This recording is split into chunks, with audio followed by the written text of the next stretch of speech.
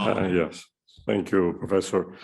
Well, I shouldn't speak after and in front of my patriarch, but I'm tempted because I sit among two of that I consider really good friends, but also people who have inspired me during the 2 years we spent here at this building for the 2 years that were consecrated on the ethics in action. And obviously this room was not full of papers and books and iPads, but was full of food, because we used to have our meetings upstairs and to come here to enjoy food and friendship among us. What I would like to say— You are not so poor.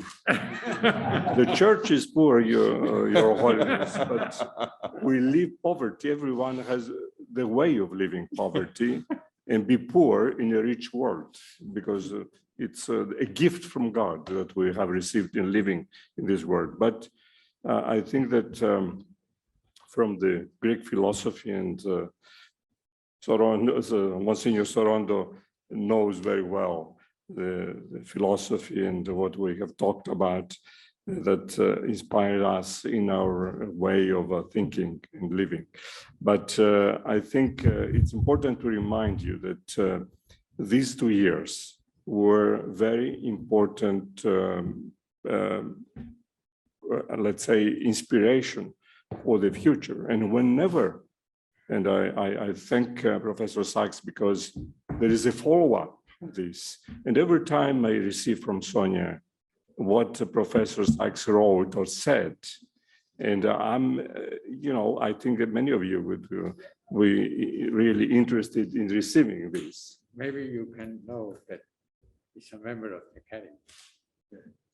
Well, he's a wise person, not a wise guy. But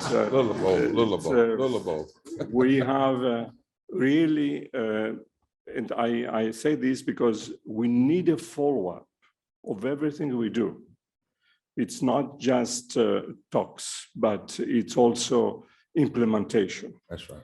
And I think that the question of talking about poverty is not just to talk for one afternoon, but we have to think of what will happen and what will follow these almost 2 years we have been living under the threat of the pandemic.